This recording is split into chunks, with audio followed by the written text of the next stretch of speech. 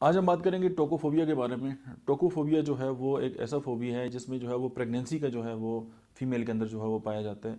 और ये जो है वो फिर आगे चल के जो बच्चों की पैदाइश है उससे अवेयरनेस की तरफ जो है वो चला जाता है।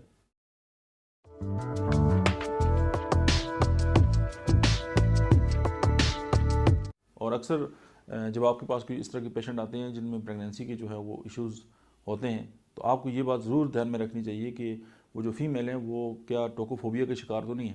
अगर इस तरह का होगा तो फिर आप भूल जाएँ कि आपकी अद्वियात जो है उस तरह के काम करेंगे, जब तक आप उसके खौफ को जो है उसके जहन के अंदर से जो है वो नहीं निकालेंगे।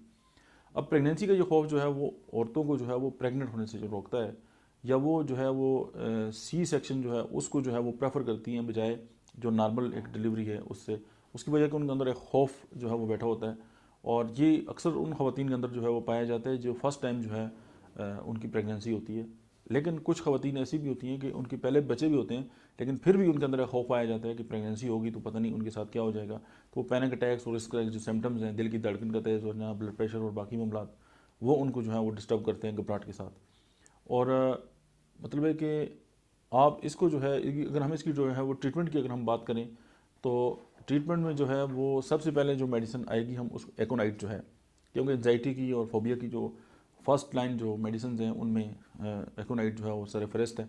उसके बाद एंटामोनियम टॉट है, आर्सेनिक अल्बम है, उसके बाद लाइसिन है, कालोफाइलम है, सिमिसीफ्यूगा है, नक्स मॉस्काटा है, पायरोजिनम है और सीपिया है।